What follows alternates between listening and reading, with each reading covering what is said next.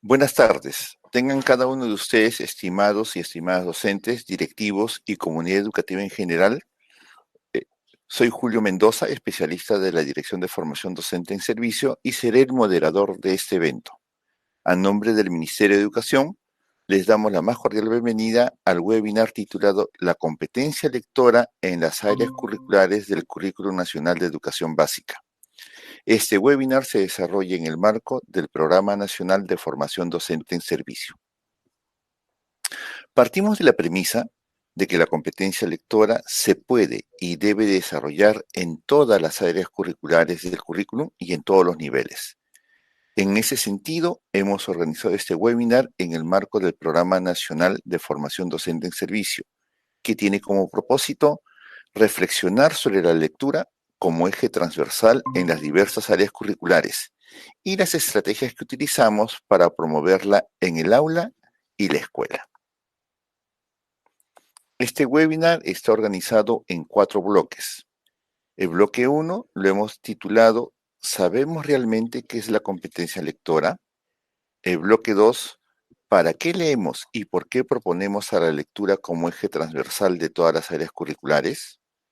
El bloque 3, ¿cuáles son los retos y desafíos relacionados a la lectura de textos de divulgación científica, histórico o de ciencias sociales y matemáticos? Y el bloque 4, ¿cómo desarrollamos la competencia lectora en otras áreas y qué estrategias podemos aplicar en el nivel inicial?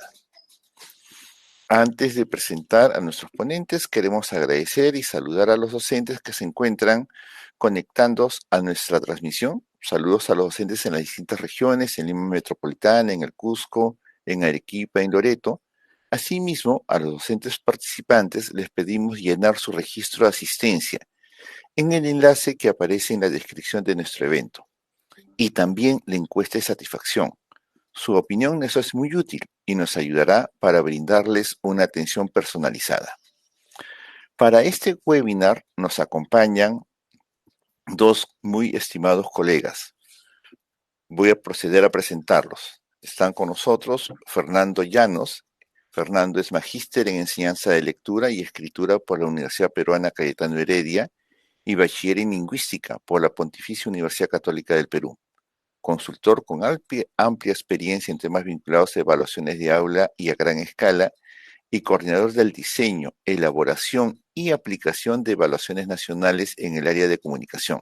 Actualmente, Fernando es profesor de posgrado en la Cayetano Heredia y en la Escuela Superior Pedagógica Innova Teaching School. Asimismo, contamos con la presencia de Paola Yerobi Verano.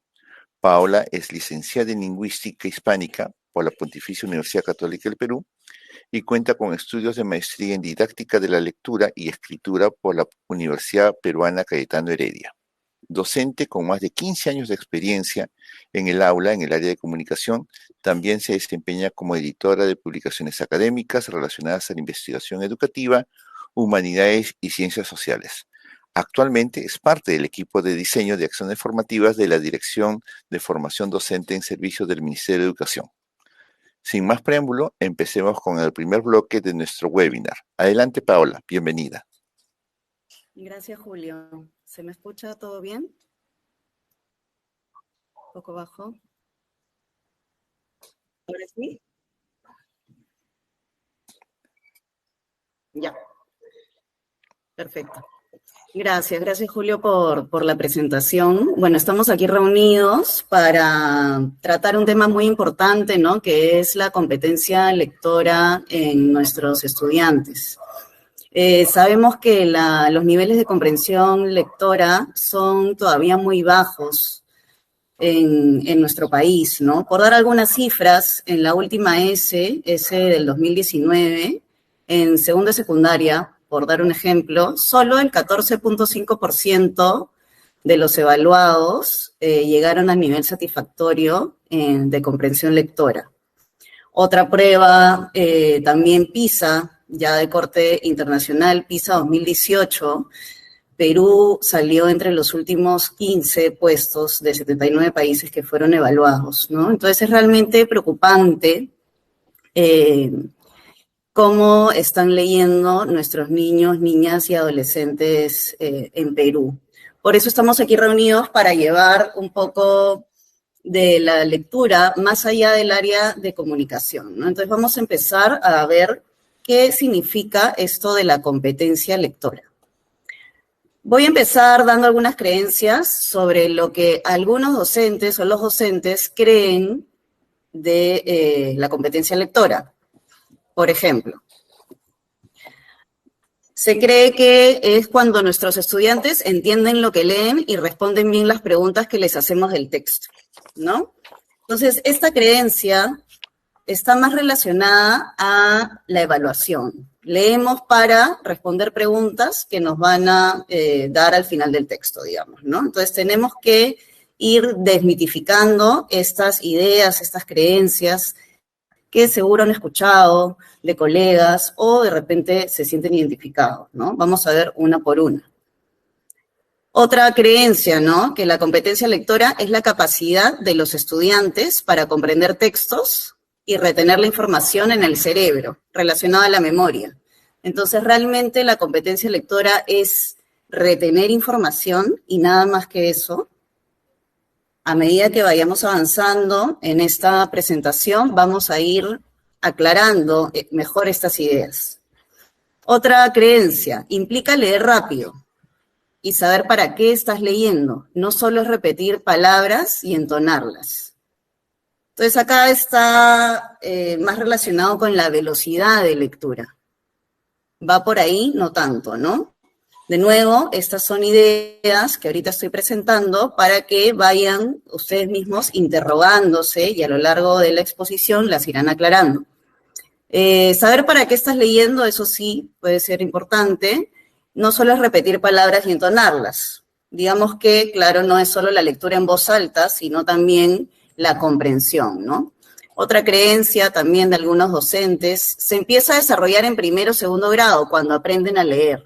Vamos a ver que incluso podemos desarrollar la competencia lectora en el nivel inicial, cuando los niños y niñas todavía no están leyendo propiamente dicho, pero en realidad vamos a ver que sí están leyendo de alguna forma, ¿no?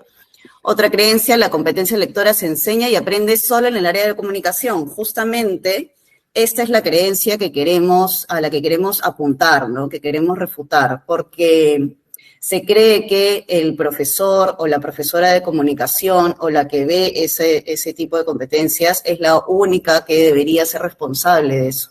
Pero en realidad todos y todas como docentes tenemos que llevar el desarrollo de la competencia lectora más allá del área de comunicación, ¿no?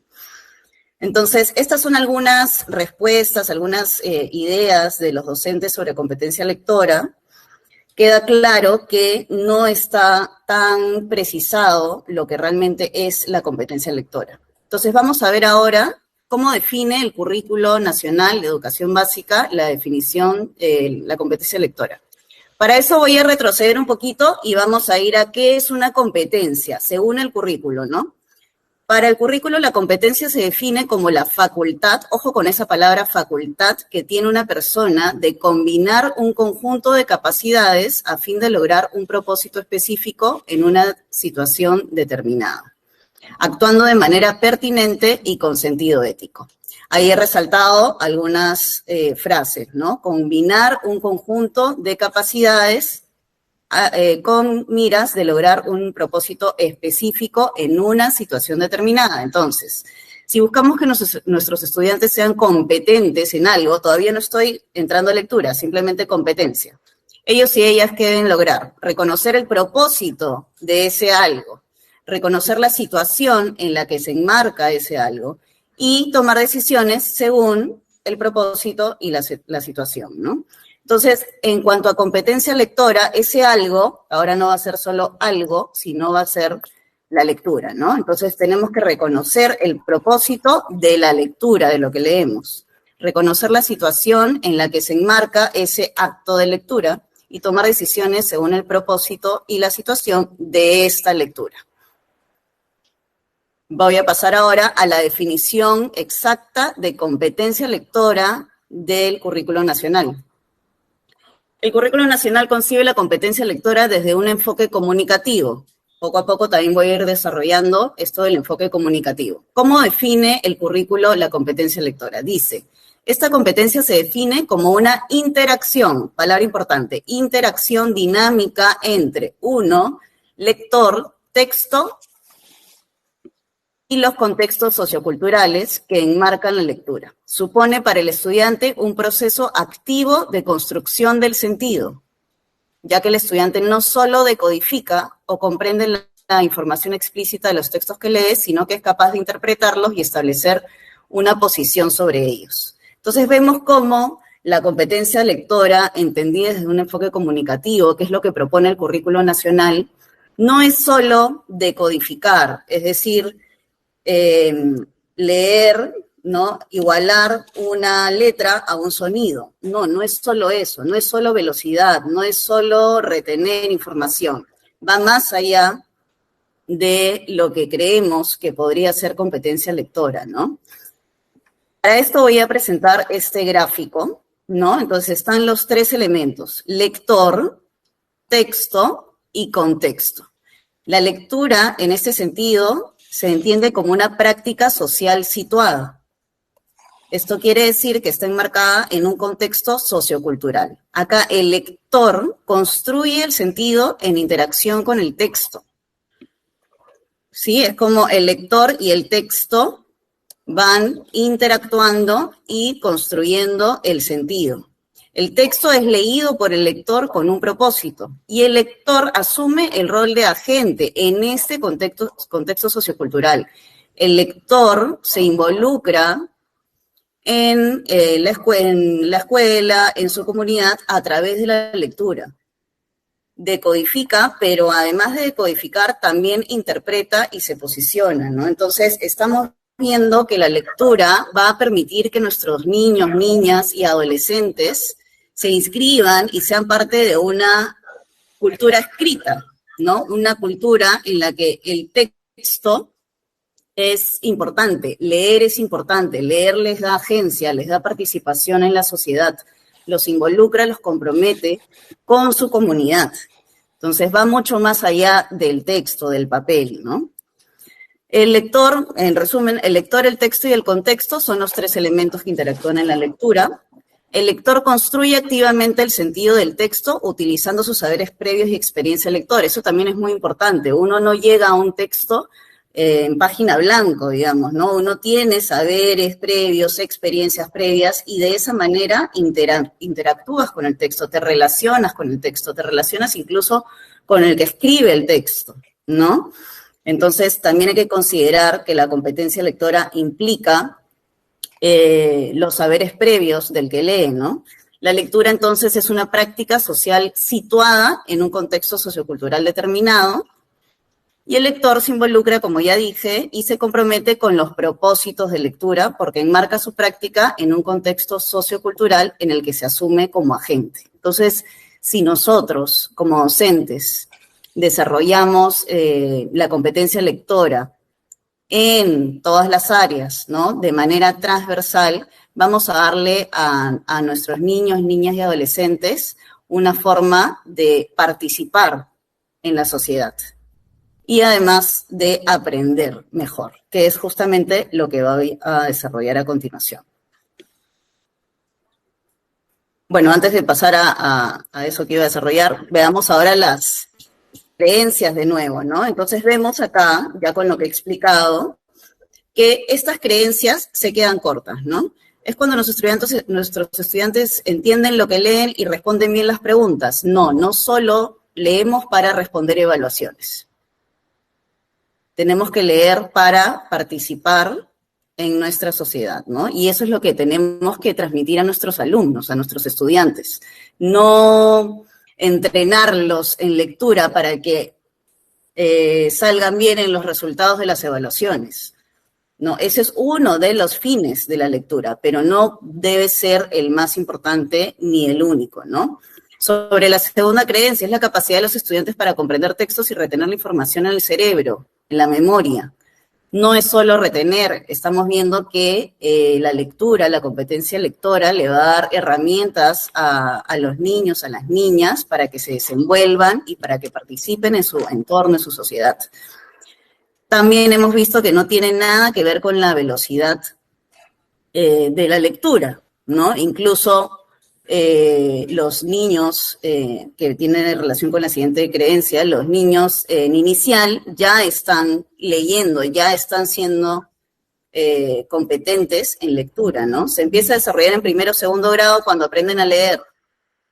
Como he dicho, no, desde inicial vamos a poder desarrollar esto, y la competencia lectora se enseña y aprende solo en el área de comunicación. Como ya dije, esto es transversal a todas las áreas, ¿no? Y es, de hecho, el propósito de este webinar.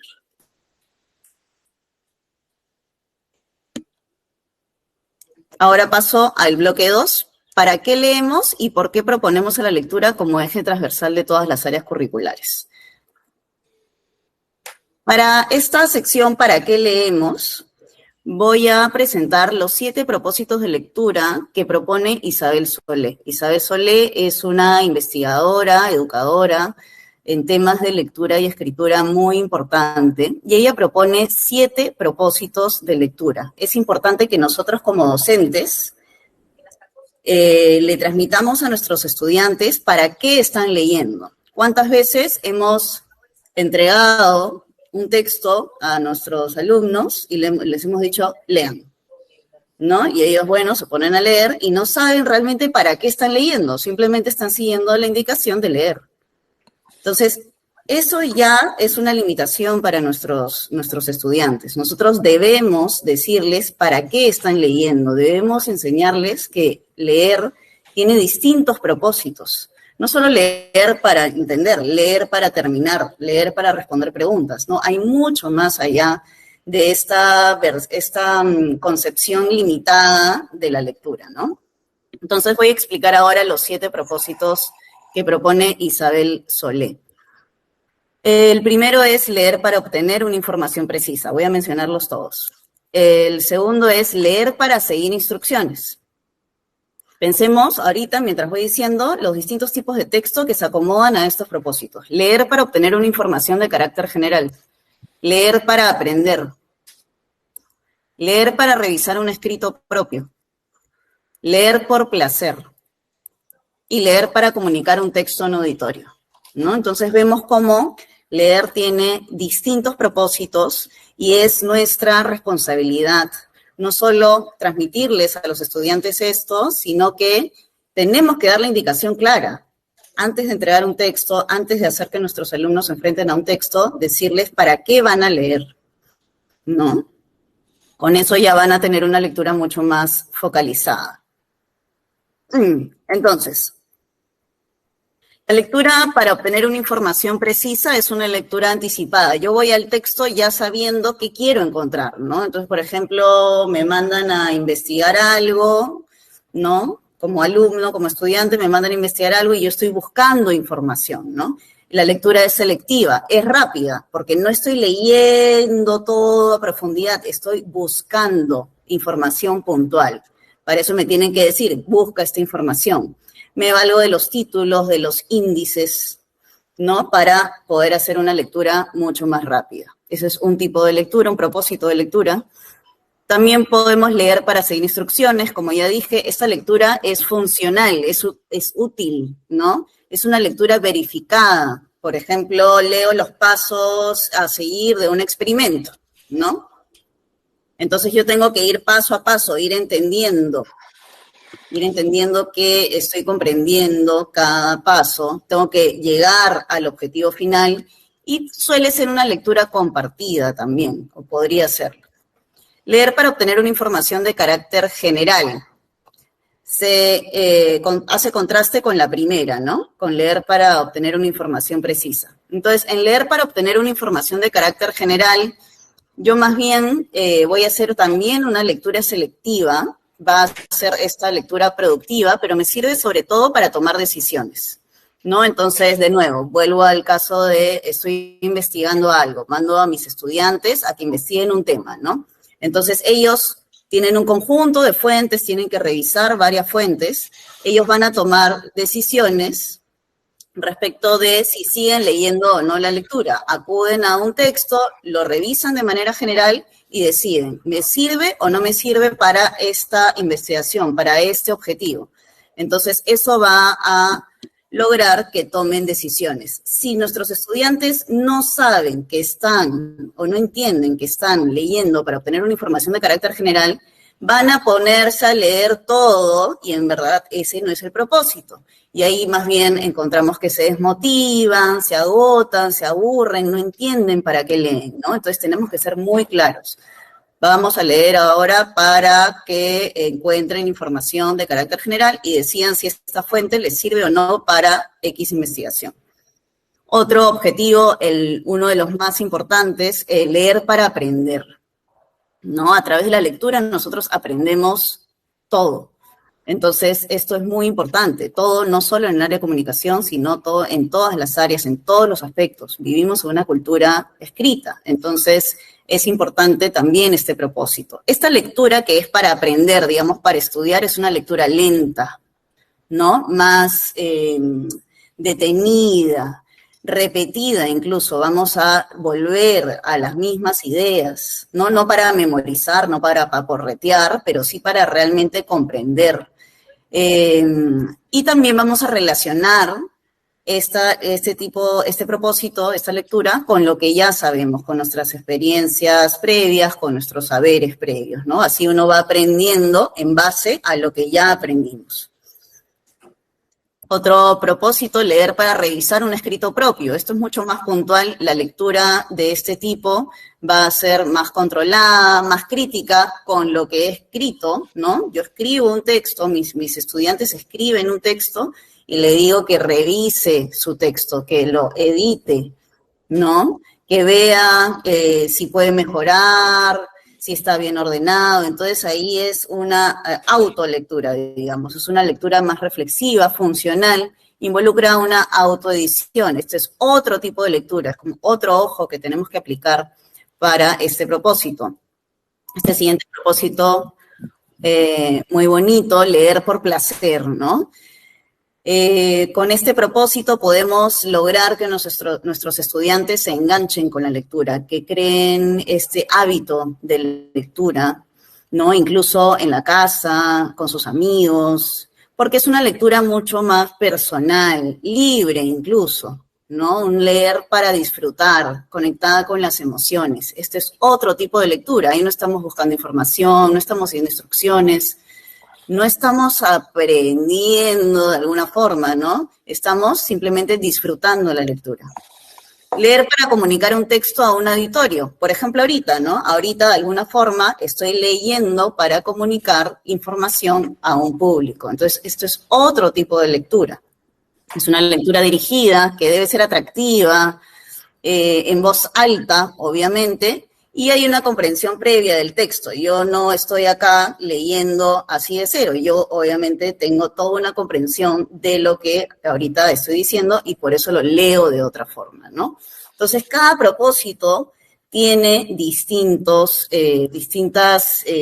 formas de concretarse, ¿no? Rapidito, y ya para terminar, para ir terminando, algunos ejemplos, ¿no? Por ejemplo, cuando leo para obtener una información precisa, leo los subtítulos del texto. Tenemos que decirle a nuestros estudiantes que revisen los índices. Por ejemplo, cuando buscan palabras en diccionario, están leyendo para encontrar una información precisa. Si les decimos a nuestros estudiantes que lean recetas, que lean las indicaciones de una tarea, que lean las reglas del juego, están leyendo para seguir instrucciones. Cuando nuestros estudiantes leen para obtener una información de carácter general, pueden leer los titulares, reseñas, contratapas incluso, ¿no? Para que ellos decidan si van a seguir leyendo o no.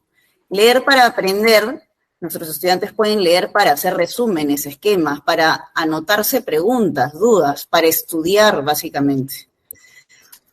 Leer para revisar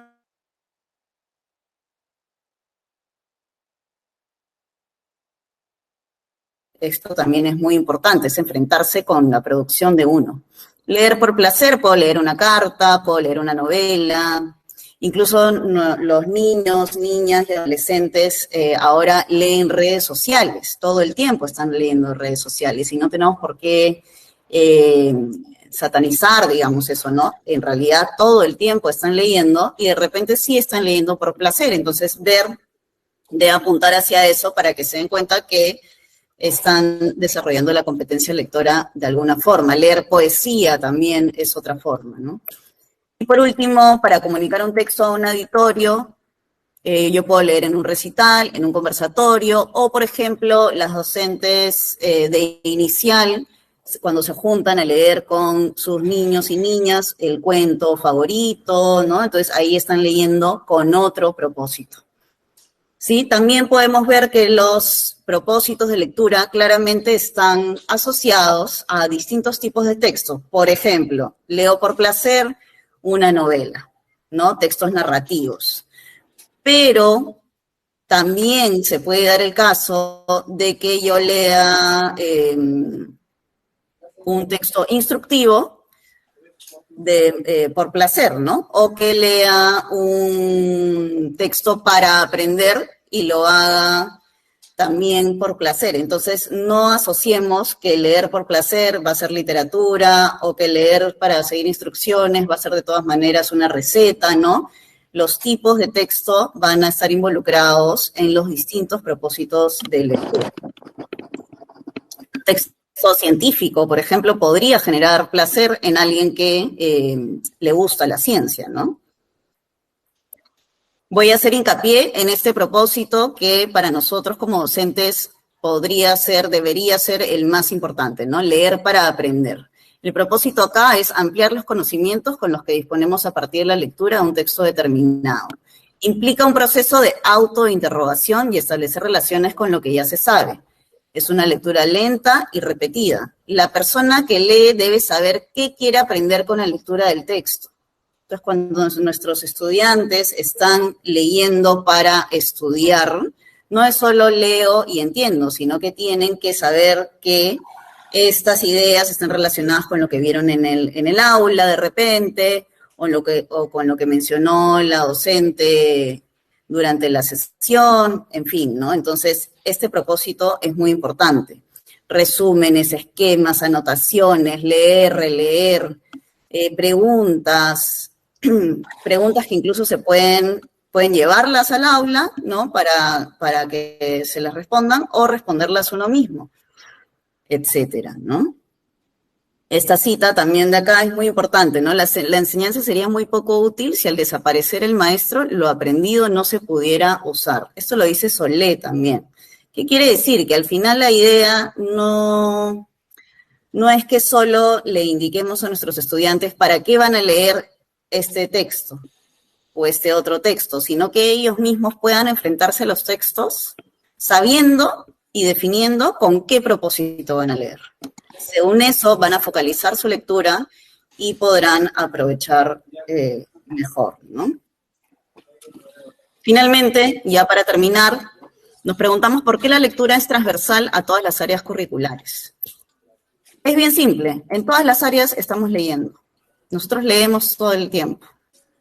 Entonces, es muy importante, casi crucial, que desarrollemos la competencia lectora en todo momento, que esto sea responsabilidad de todos los docentes, no solo de los docentes del área de comunicación, ¿no? Las competencias se van a desarrollar, y esto lo dice también el currículo, a lo largo de la escolaridad. Esto quiere decir que se desarrolla en los distintos niveles y en las distintas áreas. No solo se desarrolla en una sesión donde van a leer X texto o en el plan lector. No, se desarrolla de manera integrada en todo momento. Además, y esto como dato extra, los aportes de la neuroeducación indican que la lectura influye directamente en el aprendizaje, ¿no? Está demostrado que la lectura logra cambiar estructuras neuronales, ¿no? Gracias a la plasticidad cognitiva, la plasticidad neuronal, ¿no? Entonces, esto también es, digamos, validado por la ciencia. Mientras más desarrollada esté la competencia lectora de nuestros estudiantes, mejor van a poder aprender y ese es finalmente nuestro objetivo como docentes, ¿no? Que ellos tengan las herramientas para aprender lo que quieran. Si bien la competencia lectora no es una competencia transversal estipulada por el currículo, como sí lo son, por ejemplo, las que están relacionadas al uso de las TIC o a la gestión del aprendizaje, estas son las dos transversales, la competencia lectora la vamos a considerar como un eje transversal a todas las áreas. Eso sería por mi parte. Muchas gracias, Paola, por tan clara y precisa presentación. Quisiéramos hacer algunos resúmenes de lo que Paola nos ha presentado.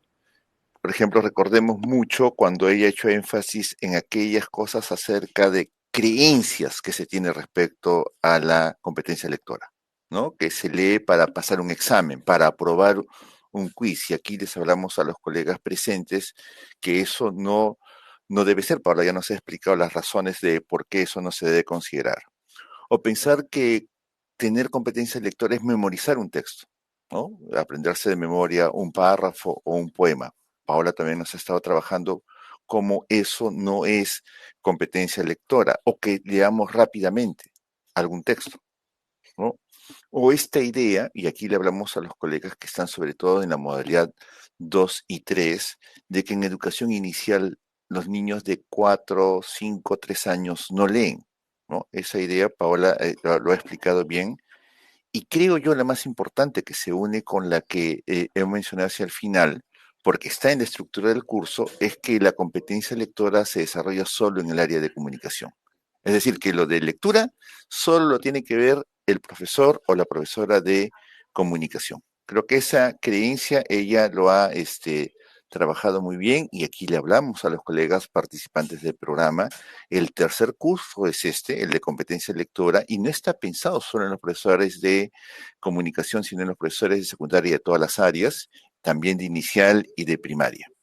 Luego Paola nos ha hecho una explicación muy clara, muy sustentada de qué es competencia lectora y ha hecho referencia fundamentalmente al enfoque comunicativo, ¿no? Y ahí en el enfoque comunicativo yo quisiera resaltar dos de las ideas que Paola indicó: esta construcción del sentido del texto, de que el lector le da el sentido a lo que lee. Y junto con eso, de que la competencia lectora requiere tener al texto como unidad de comunicación, ¿no? Creo que una idea sobre la cual ella al final terminó es esta de que la lectura es una práctica social, ¿no? Ese elemento creo que fue bien redondo, vinculado a el tema de competencia lectora como definición.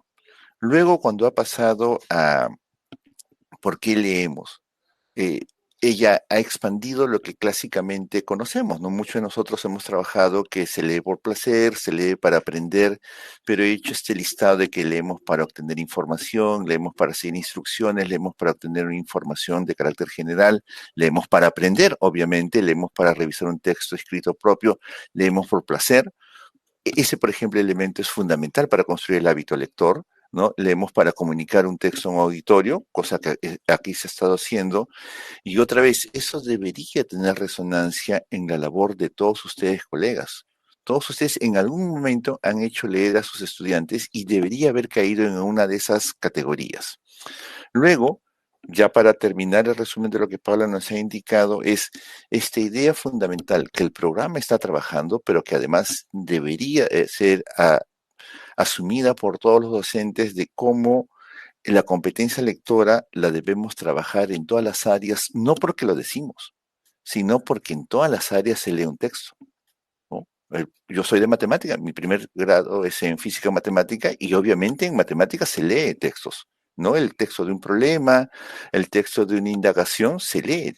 En EPT, en arte, en todas las áreas se lee.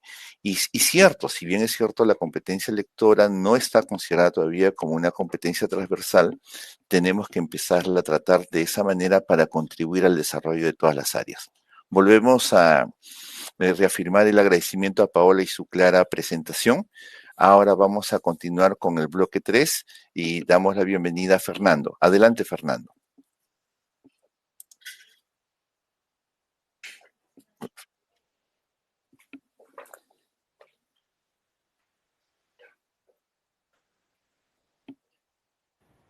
Ya. ¿Qué tal? Gracias. Gracias, Julio. Gracias con todos.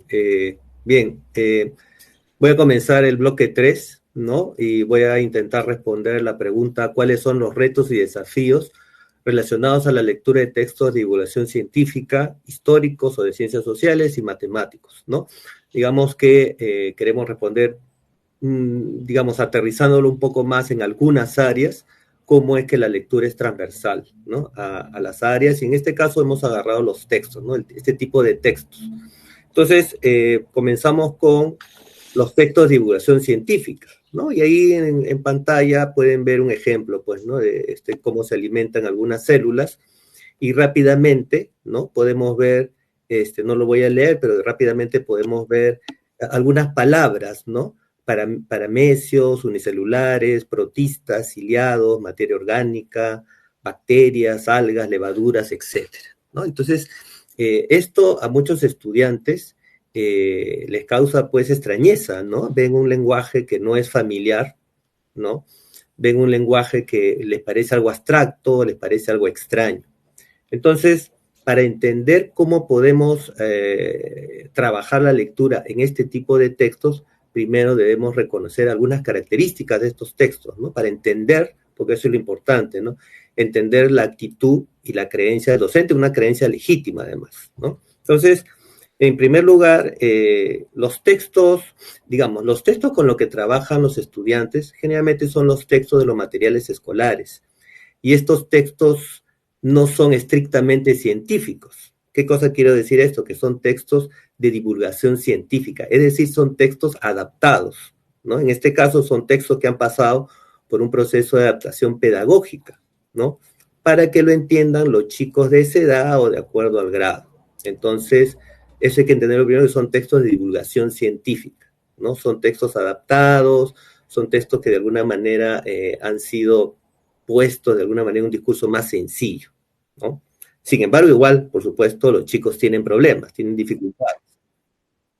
Y veamos cuáles son esas razones. Una es que los temas cercanos no suelen ser, los temas no suelen ser cercanos a las creencias e intereses personales de los estudiantes de forma directa. Por supuesto, pueden haber algunos estudiantes que sí les puede gustar algunos temas científicos, pero no a todos. Pero en general los temas, digamos, no son muy cercanos directamente, ¿no? No es algo que forma parte de su cotidiano, ¿no? Especialmente el tipo de texto académico que se presentan en las aulas. Y este tipo de textos presentan un lenguaje que, claro, tiene que ser preciso, riguroso, formal y objetivo. Y la manera en que el lenguaje puede serlo de esta manera es que hay muchos usos de impersonal, ¿no? Es decir, se compone de tales cosas, se alimentan de materia orgánica, ¿no? Está escrito en tercera persona neutra. Entonces, ¿se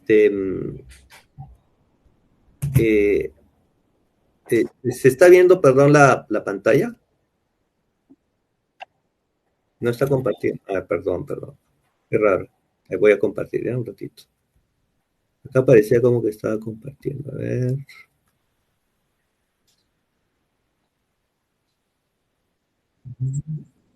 Ya.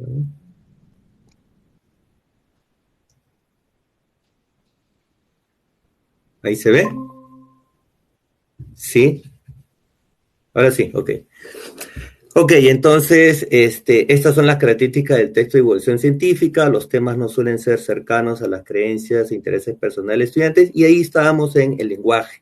El lenguaje, como les decía, es preciso, riguroso, exacto, formal y objetivo, ¿no? Y hay mucho uso del impersonal, ¿no? Como les decía, se alimentan de materia orgánica, está en tercera persona, neutro, y es un lenguaje que no es familiar al estudiante, ¿no? El estudiante está acostumbrado a conversar en primera persona, a tutearse, etc. Entonces, a partir de ahí ya, digamos, tiene algunas extrañezas, ¿no? En este tipo de lenguaje también hay muchas, lo que se llaman nominalizaciones, es decir, en vez de decir se produce por, se dice la producción de, ¿no? Hay como muchas nominalizaciones o sustantivaciones, ¿no? Verbos que se convierten en sustantivos. Eso también es extraño, ¿no? Para el lenguaje. Por otro lado, los significados de las palabras no corresponden con los cotidianos. ¿A qué nos referimos? Por ejemplo, La palabra compuesto, bueno, nosotros en el cotidiano sabemos que los compuestos son cosas que digamos que se mezclan, ¿no? Y forman un compuesto. Pero en ciencias la definición es un poco más precisa, no son, digamos, son unión de elementos que se pueden separar solo por cambios químicos, por ejemplo, ¿no? Entonces, eso también conflictúa un poco al estudiante. Luego tenemos que, precisamente, para que estos textos de divulgación científica sean más accesibles a un público lego, a un público general, se usa de forma incluso didáctica imágenes y esquemas, ¿no? Generalmente en todo texto de divulgación científica se utilizan gráficos, esquemas, diagramas, porque a veces es como la única forma de hacerse entender, ¿no es cierto? Sin embargo, si bien esto ayuda, el problema es que los estudiantes no siempre están familiarizados con esta combinación del lenguaje verbal con el lenguaje de imágenes o el lenguaje icónico, ¿no? Donde también se incorpora palabras o elementos matemáticos, simbólicos. Y entonces vamos a ver qué estrategias podemos, digamos, trabajar ahí. Y lo voy a clasificar también como Isabel Solé lo hace, con el antes, durante y después, porque creo que es una metodología, una estructura que nos ayuda, ¿no? Que nos ha ayudado mucho y que todos nosotros los docentes estamos familiarizados. Entonces, en el antes de la lectura, lo conveniente, pues, es hacer las preguntas de anticipación, ¿no? Es decir, el profesor o la profesora lo que podría hacer es plantear de qué tema vamos a tratar, o algún subtema, o alguna idea, ¿no? Y preguntarle si conoce algo sobre eso, sobre esa idea, sobre esa propuesta, sobre ese tema, ¿no es cierto? Sí, se le puede preguntar también a los chicos, chicas, si es que han leído algo relacionado al texto, tienen alguna noción, y por supuesto, luego vamos a ver que estas preguntas que de alguna manera rescatan lo que el chico conoce o sabe, luego se van a ir cuestionando, ajustando, contrastando, ¿no? Porque estas preguntas de anticipación no solamente son preguntas que se dan al inicio de la lectura, sino es una pregunta que incluso puede orientar toda la lectura de los textos. En segundo lugar, ¿no? Alguna otra, porque pueden haber muchas, ¿eh? Pero estoy poniendo solamente algunas. Podemos partir con preguntas o afirmaciones conflictivas, ¿no? Como puntos de partida. Entonces, lo interesante es partir, por ejemplo, de ideas que pueden conflictuar al estudiante o que pueden, digamos, moverle un poco el piso, ¿no? Que son polémicas, que pueden generar un debate, ¿no? Por ejemplo, yo podría arrancar una sesión con una afirmación, ¿no? Y decirles que la leche, ¿saben qué? La leche no es nutritiva, ¿no? O una pregunta, ¿creen ustedes que realmente la leche es nutritiva? Entonces, claro, todos los chicos y chicas van a decir que sí. Van a decir que sí, claro que sí, si a mí en mi casa me dan leche, me dicen que siempre es nutritiva, que aporta la vitamina D, etcétera, etcétera. Y luego, ¿no? De apuntar incluso las ideas de los chicos en las pizarras, en la pizarra yo podría ahí proponer el texto. Y en el texto, más bien lo que me van a decir es que realmente la leche no es tan nutritiva como siempre me lo dijeron, ¿no? Y entonces esto atrapa la atención del lector y voy contrastando por qué, ¿no? Y por supuesto luego puedo darles otra información en la que se dice más bien que la leche, sí es nutritiva, ¿no? Pero generalmente aquí se aluden a investigaciones científicas, ¿no? A estudios, evidencia científica, etcétera. Durante la lectura, si bien la tendencia en realidad siempre debe ser dejar que los chicos lean, ¿no? Todo el texto, pero a veces pueden haber textos demasiado complejos o textos que digamos son muy motivadores, muy polémicos. Entonces de repente en algunas lecturas sería bueno algún tipo de interrupciones o pausas. Entonces durante la lectura, para comenzar, eso sí hay que buscar que el estudiante relacione y confronte sus saberes previos con la lectura del texto, ¿no? Esas ideas previas que tuvieron, ¿no? Decirles como, mientras vas leyendo, vas contrastando con estas ideas que tú tenías, de tal manera que las confirme o las refute, ¿no? De tal manera que él vaya ajustando, vaya modificando estos conocimientos previos con otros conocimientos nuevos. De tal manera, en ese sentido, los saberes previos no solo se queda al inicio, sino que es transversal al antes, durante y después de la lectura. Y por otro lado, esto que les decía de las paradas intermedias, ¿no? Es bueno en algunos textos, especialmente extensos, largos o complejos, ¿no? Hacer algunas paradas, ¿no? Hay que estudiar, por supuesto, ver en qué momento paramos para no interrumpir de golpe, ¿no? De repente cuando pasas de un subtema a otro subtema, y preguntarle a los chicos, ¿qué creen que seguirá a continuación, ¿no? ¿Qué quisieras conocer más? ¿No? ¿Qué faltaría decir que no se dice en el texto? ¿No? Entonces, al seguir se van confirmando o modificando algunas anticipaciones, ¿no? Luego, otra razón para hacer paradas intermedias también es preguntarle a los chicos si están entendiendo, si tienen alguna pregunta, especialmente cuando por decir, los 2, 3 primeros párrafos son complejos, el vocabulario es muy especializado, entonces podríamos preguntarle por alguna de esas cosas antes que la lectura se complejice más y más, ¿no? Pero por supuesto, estas indicaciones, esto que les estoy compartiendo no quiere decir que se va a aplicar de forma mecánica siempre. Hay que analizar siempre qué condiciones o circunstancias o dependiendo de la complejidad del texto o del tema. Después de la lectura, algo que se recomienda mucho es el trabajo colaborativo.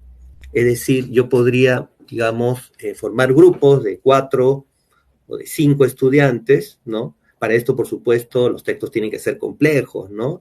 No un textito chiquito, o sea, tienen que ser textos complejos que merezca que el trabajo sea colaborativo, agrupado en 3, 4 chicos. Entonces, uno, por ejemplo, se podría encargar de encontrar o de deducir o de trabajar la idea principal. Otro podría dedicarse a ver cuál es la funcionalidad del gráfico, del diagrama, cuál es la función en el texto. Otro podría ser como el que le pregunta al texto, que en este caso le pregunta al autor qué más quisiera saber o qué cosa quisiera que le aclare, ¿no? Otro podría ver de qué modo el sentido de este texto me ayuda a entender otras cosas que van más allá del texto, ¿no? De tal manera, de alguna manera, de ampliar la información, de encontrar la manera de que no me quede en el textito, sino que me sirva para otra cosa, para hacerme interrogantes, hipótesis. Entonces, estos, por supuesto, son algunos de los ejemplos, ¿no? Pero la idea es que es el rol del estudiante, ¿no? El rol de cada participante del grupo da la idea de, digamos, de tener un trabajo distinto, de tal manera que luego discutan entre ellos, ¿no? Vean coincidencias, vean cuestionamientos, vean sorpresas, yo no había entendido así, yo lo había entendido así, o yo pensaba que el gráfico era para esto, no para el otro, etcétera, ¿no? O sea, la idea es que un trabajo colaborativo no solo sea una suma de ideas, sino sea un contraste de ideas, ¿no? Y así se puede entender mejor el texto, y incluso después de este debate, de esta discusión, de este compartir ideas, pueden haber preguntas luego para el docente, ¿no?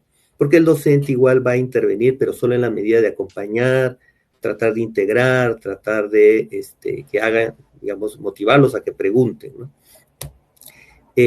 Otro también es otra estrategia, digamos, después de la lectura, es identificar la importancia de lo compartido por el autor en la vida cotidiana o en el contexto cercano, ¿no? Es un poco lo que le decía, de cómo puede, digamos, compararlo, contrastarlo con la realidad cotidiana. Y claro, también, nuevamente, esto que hablamos al comienzo, ¿no? Cómo es que él puede encontrar algunas palabras que tienen un significado en el cotidiano, pero aquí en estos textos tiene otra connotación, ¿no? Y es bueno que lo comiencen a descubrir porque ese tipo de palabras los van a acompañar siempre en la lectura de este tipo de textos de divulgación científica. Hay mucho lenguaje especializado, mucho vocabulario nuevo. Muy bien, esto es con respecto a los textos de divulgación científica y vamos a ver ahora la lectura de textos históricos y de ciencias sociales, ¿no? Entonces, por ejemplo, allí tenemos un ejemplo que lo he sacado de algún material del ministerio, que dice las diferencias entre hombres y mujeres, y digamos un texto pequeño, ¿no? Donde se explica cómo es que entendían las diferencias entre hombres y mujeres en la Edad Media, ¿no es cierto? Entonces, esto le puede causar nuevamente extrañeza al estudiante, porque ve que son ideas que ya no son las de ahora, por un lado, incluso no entienden por qué la gente tenía que hacer esas diferencias, pero hay que trabajar eso, ¿no? O sea, hay que como hacerle entender o que él mismo descubra o interprete.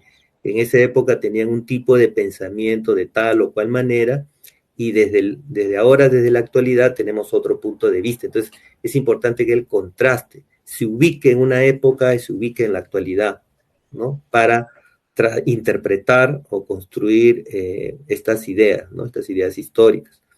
Ahora, la investigación en ciencias sociales o los textos de divulgación social, ¿no? Implica problemas que pueden ser imprecisos, ambiguos, indefinibles e interpretables en gran medida, que no es lo mismo que los textos de divulgación científica, ¿no? En las ciencias, digamos, hay cosas por descubrir, hay cosas que investigar, hay cosas no resueltas y por lo tanto no quiero tener una metodología, mi objetivo es descubrir por qué la leche no es nutritiva o por qué sí es nutritiva, ¿no? Con evidencia científica. Pero en ciencias sociales o en historia, en realidad ya la solución o el final ya está resuelto, porque ya pasaron las cosas, ¿no? En historia, la resolución de problemas no está construida del mismo modo que en otras áreas. ¿Por qué? Porque la solución es lo que ya se conoce, porque los hechos ya pasaron, ¿no es cierto? Los hechos ya pasaron. Entonces, ¿de qué se trata entonces la historia? En que yo tengo que reconstruir el orden en que pasaron, pero no solo el orden, por supuesto, sino las causas que generaron estos hechos históricos. Entonces pero primero tengo que reconstruir, analizar, y esta reconstrucción tiene mucho que ver con la interpretación, porque no es una interpretación, o sea, no es es una reconstrucción homogénea, digamos, unidireccional, que se da de un solo cosa, preciso, exacto, no es como la ciencia. Por eso decía que estos tipos de textos son más imprecisos, más ambiguos, más indefinidos, ¿no? Y hay que interpretar. Por supuesto, la interpretación tiene que ver con que yo fundamente lo que interpreto, que yo sustente las ideas, ¿no? Y para esto, para reconstruir el orden y para reconstruir las causas que generaron esos hechos, que yo explique por qué pasaron y por qué podrían volver a pasar o qué relación tiene con tal hecho histórico con tal otro hecho histórico, y vemos que hay una confluencia, ¿no? Y digamos, es parte de la explicación. Yo tengo que hacer una construcción lingüística de contraste de textos, ¿no? Y esto es lo que, digamos, llamamos como intertextualidad, es decir, la lectura de textos históricos y de ciencia social implican una lectura intertextual casi siempre, ¿no? ¿Por qué? Porque, miren, yo tengo que contrastar fuentes, ¿no? Tengo que contrastar fuentes primarias, que son fuentes de la época en que pasaron las cosas, y fuentes secundarias que tienen que ver con las interpretaciones que han hecho autores de épocas posteriores, ¿no? O de la actualidad. Entonces yo tengo que diferenciar lo que son testimonios, crónicas o documentos o diarios de la época, o cartas incluso, con estudios sobre esos hechos, ¿no? Realizados por autores más contemporáneos, ¿no? Entonces yo tengo que saber ubicarme en las épocas, tengo que contrastar eso, voy a encontrar muchas voces, ¿no? Digamos, la lectura de textos históricos es casi como una arqueología, ¿no? Tengo que ir reconstruir las cosas con evidencia, por supuesto, con evidencia de fuentes primarias y también con interpretación de otros autores, ¿no? Y estos autores no siempre están de acuerdo, no siempre coinciden, ¿no? Digamos, las fuentes secundarias, la interpretación no siempre coincide. Pueden haber unos que dicen, por ejemplo, ¿no? La independencia del Perú, algunos pueden decir que sí, pues, todas las clases sociales se liberaron, ¿no? Todas las clases sociales ganaron con la independencia, pero otros autores pueden decir que no. Digamos, la única clase social que, digamos, que se liberó y obtuvo muchas libertades fue la clase criolla, ¿no? Pero los indios todavía estaban en un régimen de semiesclavitud, las personas de raza negra también todavía eran esclavos, ¿no? Se independizaron 40 años después. etcétera, etcétera, ¿no? Entonces, ahí el niño tiene que saber contrastar textos que además son de distintos géneros, crónicas, testimonios, estudios históricos, gráficos, imágenes, pero además de tipos de distinto propósito, ¿no? Descriptivos, narrativos, expositivos, ¿no? Y entonces hay una multiplicidad de fuentes para esto. Y bueno, esto también un poco que lo he dicho, hay uso de imágenes también, ¿no? De gráficos estadísticos como evidencia, ¿no? Y como puntos de partida para la interpretación y reflexión. Algunas estrategias de enseñanza al respecto, siguiendo el mismo esquema antes de la lectura. Bueno, esto es importante, ¿no? Registrar en la pizarra las ideas previas de los estudiantes, ¿no? Cuáles son sus comentarios, qué hipótesis tienen, qué interrogantes. Ese es súper importante porque no es solamente una actitud del profesor que, soy amable y les doy la palabra, soy democrático, a ver qué piensan. No, no es solo eso en todo caso, ¿no? Sino que esas cosas eso que dicen los chicos y chicas, yo los debo registrar en la pizarra, los debo escribir en la pizarra para que todos vean cuáles son las hipótesis iniciales, las preguntas, de tal manera que eso me sirva como un marco inicial de la lectura que voy a hacer a este tipo de textos, ¿no? Entonces van a ir calibrando, modificando, ajustando sus saberes previos, o de repente encuentran respuestas a sus preguntas, ¿no? En segundo lugar, es bueno que los chicos y las chicas, antes de comenzar a leer el contenido de los textos, den una observación a la estructura y formato de los textos, ¿no? Así como información no verbal, ¿no? El índice, los capítulos, los epígrafes, las solapas, los esquemas, las imágenes, las citas, ¿no? ¿Cómo diferencio yo las citas, ¿no? Cuando el autor... la cita, de hecho, es también un aspecto de la intertextualidad, es decir, de la lectura entre textos, ¿no? Alguien escribe un artículo histórico y cita a otro autor, ¿no? Y entonces, como reflejo digamos, de honestidad y objetividad, anuncia que esto que voy a decir es una cita y lo pone entre comillas o en cursiva, ¿cierto? Durante la lectura, bueno, igual, ¿no? Hay que relacionar, digamos, el docente puede proponer interrogantes clave, ¿no? Durante la lectura. A ver, chicos, mientras ustedes van leyendo, pregúntense si crees que esto ha cambiado en relación con otras épocas, por ejemplo, o qué es lo que todavía continúa, ¿no? De tal manera que sientan los estudiantes que su lectura también tiene un propósito, algo más específico, hay una orientación, hay una pregunta que responder. También hay que tomarse pausas intermedias, igual que en ciencias, para verificar y explorar si es que los chicos están entendiendo el texto, o de repente hay algunas palabras que no entienden, ¿sí? Eso es importante.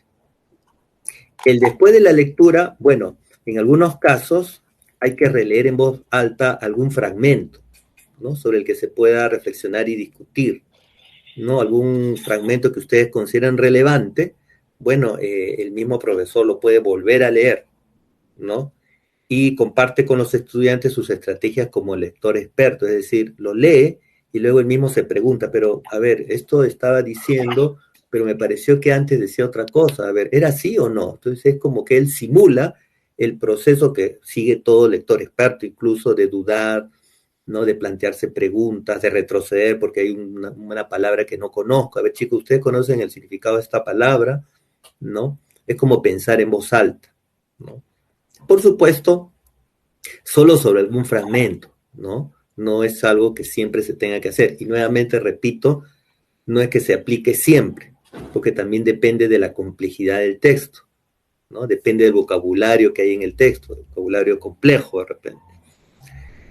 Y por supuesto hay que incentivar, especialmente en la lectura de textos históricos y sociales, hay que incentivar la participación de los estudiantes en actividades de búsqueda, de exploración e investigación de distintas fuentes de información para contrastar diversos puntos de vista. Y esto es importante porque esto es con lo que los chicos y chicas lidian, tienen algunos problemas, algunas dificultades, porque, digamos, durante toda su vida escolar siempre han creído que los textos, lo que dicen los textos escritos y que les propone la escuela, dicen la verdad exacta, no hay otra verdad, ¿no? O sea, la función del texto escrito a veces es muy abrumadora.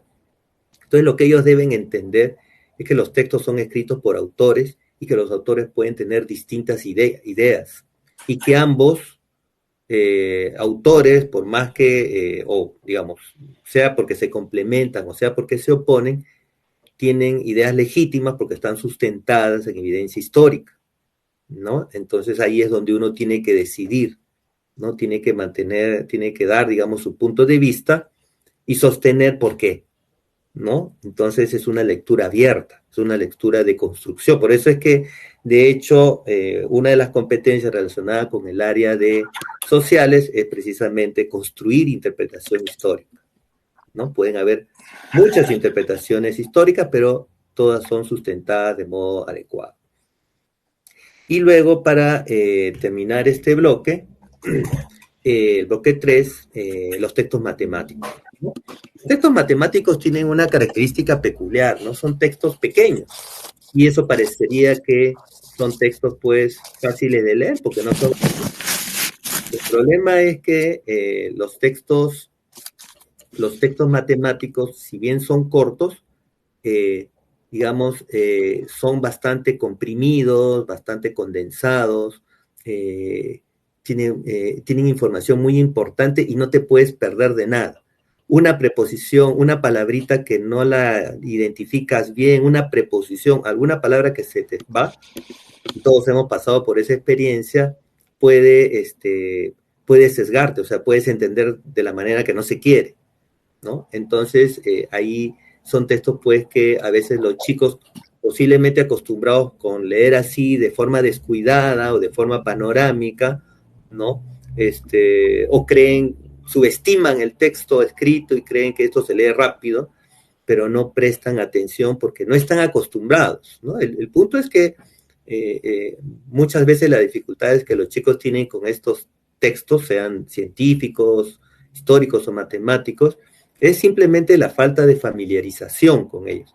Y la falta, digamos, claro, hay una familiarización que no se ha dado de forma adecuada y muchas veces nosotros pasamos de frente al contenido, ¿no? Sin pasar por la idea de que los chicos están recién entrando a este tipo de textos nuevos para ellos, ¿no? Entonces, eso es lo que hay que evitar y por eso es este webinar, ¿no? O sea, cuando decimos que la lectura es transversal a todas las áreas, estoy diciendo, mira, las disciplinas no son solo contenido, las disciplinas también son la forma en que está expresado ese contenido, y la forma en que está expresado ese contenido está en el vocabulario, la estructura de los textos, la extensión, la complejidad en sí misma del texto, ¿sí?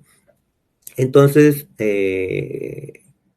por ejemplo, en matemática tenemos 3 tipos de lenguaje que confluyen, ¿no? El lenguaje natural, que es el lenguaje común, el lenguaje del profesor, quien usa términos específicos, y el lenguaje matemático, ¿no? Donde hay un lenguaje, fíjense que los problemas matemáticos, por ejemplo, no solamente están hechos de palabras, están hechos de palabras, de números, de signos, de símbolos, de esquemas, de gráficos. Entonces, hay varios tipos de elementos lingüísticos, ¿no? En un texto chiquito hay un montón.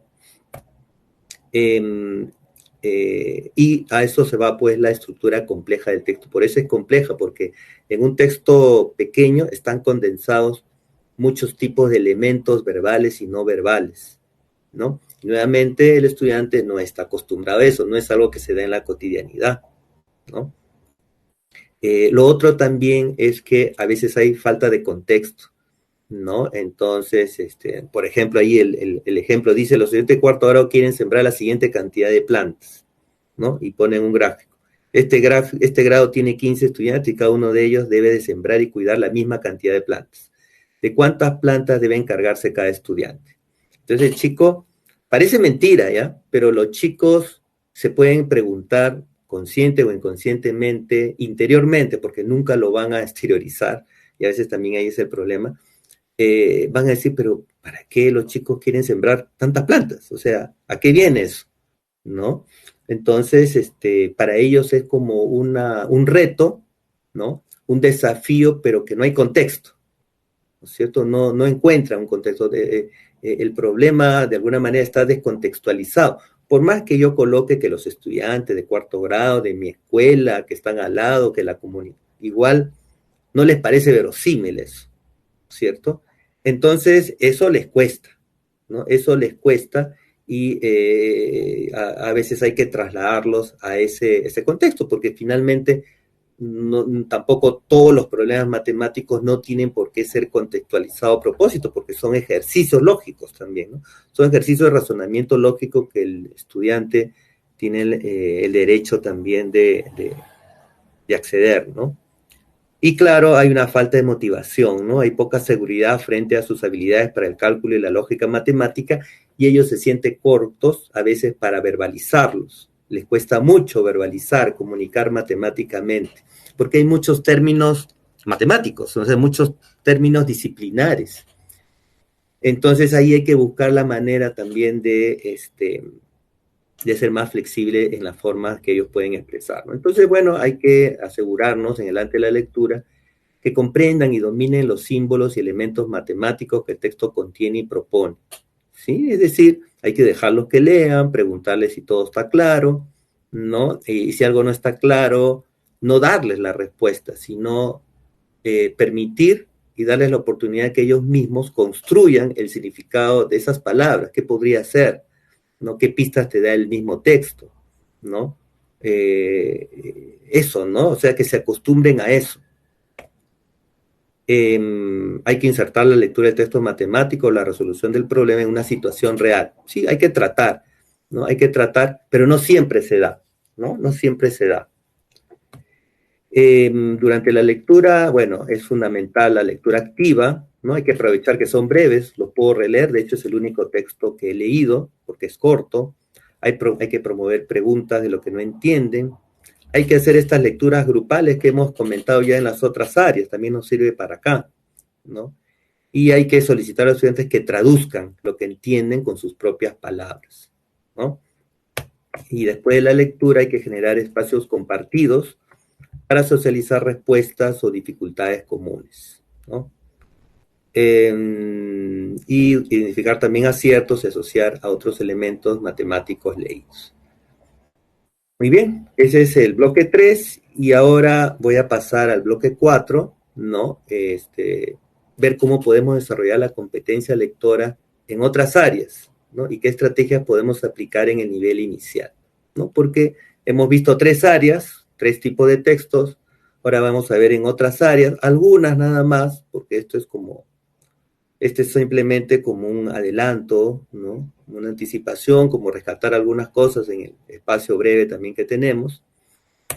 Y, por ejemplo, en educación física, ¿no? Podemos proponer a los estudiantes, ¿no? Leer textos relacionados a alguna disciplina deportiva para que de repente ellos se motiven, ¿no? La historia, ¿no? Por ejemplo, chicos que quieren jugar básquet, ¿no? ¿Cuál es la historia del básquet? ¿Cuáles son las reglas de juego? ¿Qué estrategias hay?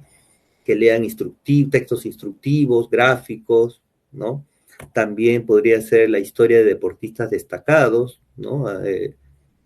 Recuerdo que a mi hijo no le gustaba mucho leer y realmente él comenzó a leer cuando hubo un mundial de fútbol, porque le encantaba el fútbol, se compró el álbum y entonces, claro, ahí uno lo apoya bastante, pues, ¿no? Ya comenzó a interesarle la biografía de Messi, de Ronaldo, y ahí esos puntos son los que hay que rescatar en los hogares, pero en las escuelas también, ¿no? Basta que alguien manifieste el interés de algo, de un fútbol, de Messi, entonces, bueno, ahí puedes aprovechar para hacerles leer historias de sus vidas, ¿no? Y plantear a los estudiantes textos relacionados con los beneficios del deporte, ¿no? Y de la salud, la relación, digamos, que hay entre la salud y el deporte, ¿no? Tomar conciencia y cuidado del cuerpo. Y, por ejemplo, en el arte y cultura, ¿no? Puedo proponer también que los estudiantes lean reseñas y artículos críticos sobre obras artísticas, ¿no? Sea pinturas, grabados, películas, novelas, teatro, etc. Y también algo que también se hace bastante es leer alguna obra literaria y dramatizarla, ¿no? Hacerla teatro, escribir un guión, leer el guión entre todos y luego actuarla, dramatizarla, ¿no? Y esto implica también una interpretación personal, ¿no? Pero a través del movimiento del cuerpo, de las acciones, de un diálogo, etc. Y para terminar, quería darles algunas estrategias en el nivel inicial, porque claro, como decía Paola, si bien los niños todavía no tienen, todavía no saben leer y escribir de forma convencional, ¿no? Ellos ya leen a su manera, es decir, incluso antes de ingresar al nivel inicial, ellos han tenido, digamos, acercamientos, aproximaciones al contexto letrado, ¿no? Han visto en las calles, han visto letreros, kioscos de periódicos, avisos públicos, ¿no? Los nombres de los supermercados, etcétera, etcétera. Y por supuesto, cuando no lo hay, por ejemplo, en el área rural no abunda mucho de este ambiente letrado, hay que construirlo más que nunca en la escuela, ¿cierto? Entonces hay que asegurar la diversidad textual en la biblioteca y en los sectores de aula, de tal manera que los chicos manipulen esos objetos, o sea, no es que de frente se le va a que ellos enseñarles a leer, sino que en primer lugar ellos tienen que manipular esos objetos que para muchos de ellos pueden ser nuevos, ¿no? Y por supuesto leerles, ¿no? Yo les leo a los docentes, les pueden leer a los chicos, y los chicos ya comienzan a ir descubriendo que hay distintos tipos de materiales escritos. Ya saben que hay periódicos, ya saben que hay cuentos, ya saben que hay etiquetas, ya saben que hay revistas o libros especialmente para la escuela, ¿no? Y luego también cuando uno les lee, hay que señalarles con el dedo lo que se lee, hay que mostrarles las imágenes, ¿no? A ver, ¿por qué está esta imagen aquí? ¿No? Preguntarles también si lo de las paradas intermedias, por ejemplo, estoy leyendo algo y de repente les pregunto y qué creen que va a pasar después. Entonces, claro, ellos no saben leer, pero sí escuchan, ¿no? Y escuchan lo que yo puedo leerles. Y yo lo que les leo siempre es lo mismo. Y eso ellos, los chicos, lo comienzan a descubrir. Comienzan a descubrir que una cosa es que yo les cuente algo que me pasó en la calle y otra cosa es lo que yo les leo en un cuento. Por eso ellos a veces quieren que les leas el mismo cuento, porque les fascina que algo, que esa cosa, ese objeto llamado libro, les diga lo mismo siempre, ¿no? Incluso a veces se molestan, ¿no? Fastidian porque a veces le puedes cambiar una palabra y se dan cuenta, ¿no? Entonces, en base a eso, es que el niño ya comienza a descubrir que eso que se lee de izquierda a derecha, se lee de abajo a arriba, tiene subtítulos, esto debe ser cuentos, esto es diarios, estos son periódicos. Entonces ya comienza a tener un acercamiento legítimo al contexto letrado antes de entrar a la enseñanza directa, ¿no?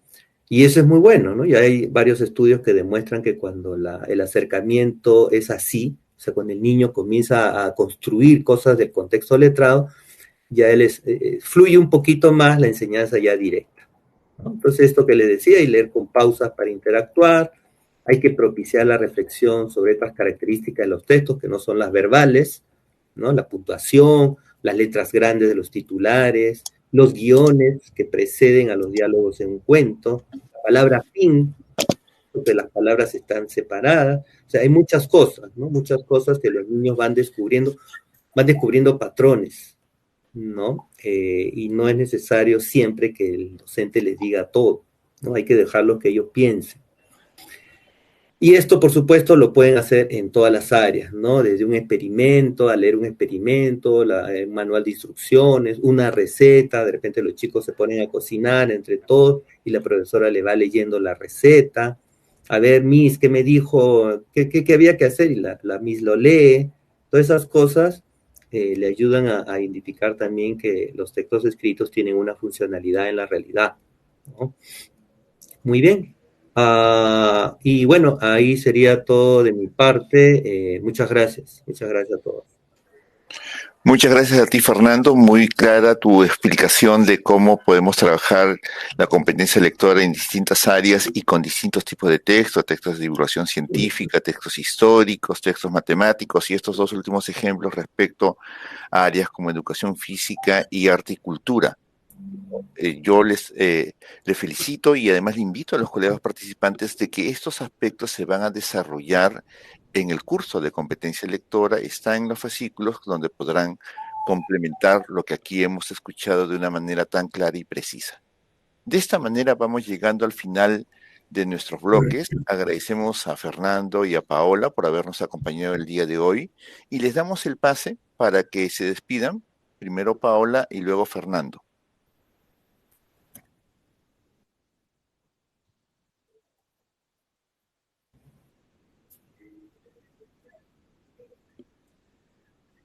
Gracias, Julio. Creo que estoy un poco colgada. ¿Todo bien? Gracias, Julio. Gracias por el espacio, por la oportunidad. Espero que como docentes nos comprometamos con esta misión de desarrollar la competencia lectora en todos nuestros estudiantes, porque como hemos visto, es muy importante para que se puedan desempeñar en la sociedad y para que tengan más herramientas para aprender a futuro. Entonces, eso, también los invito a participar de nuestros cursos y con eso mejorar su práctica docente. Gracias a todos.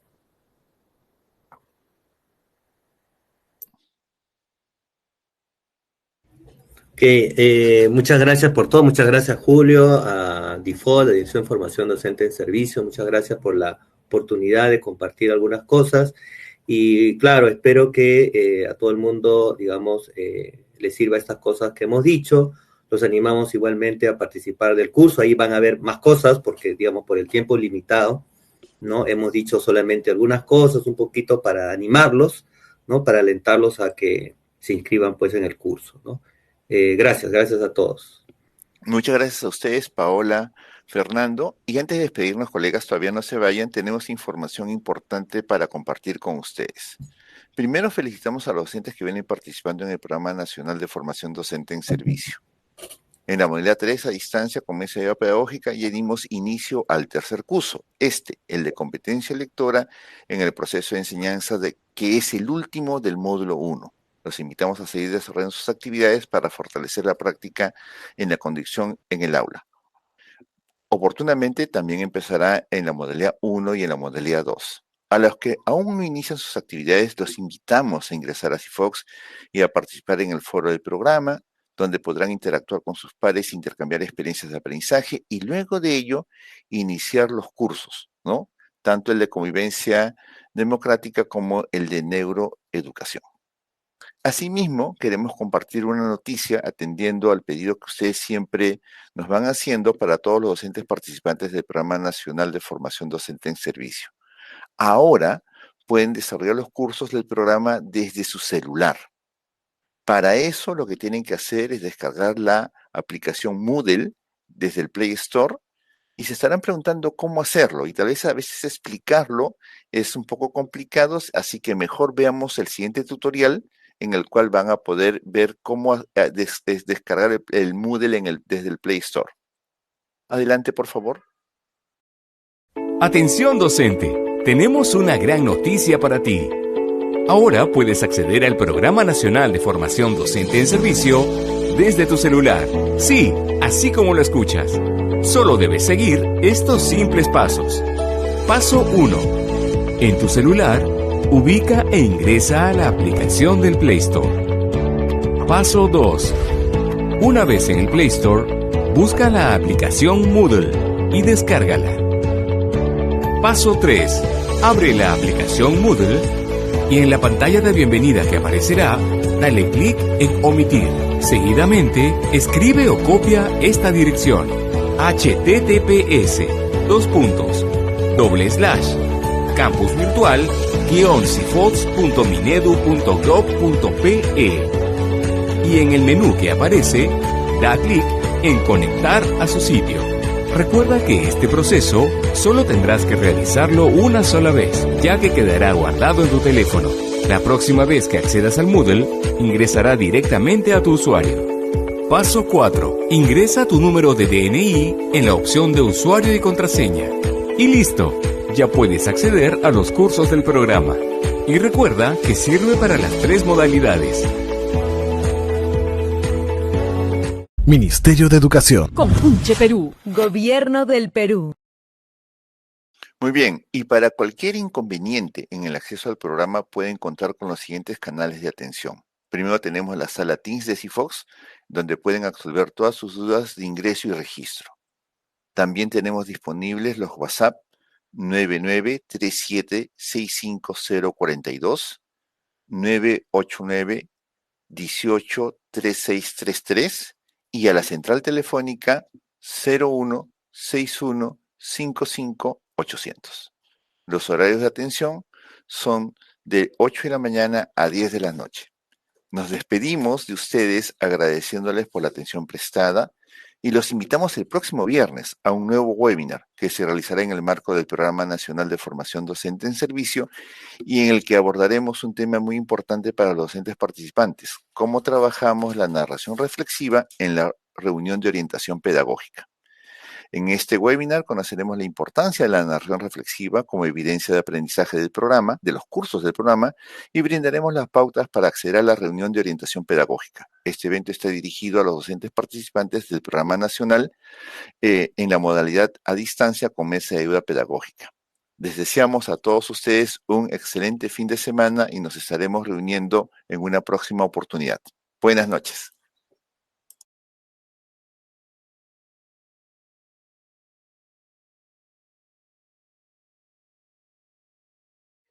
Educación.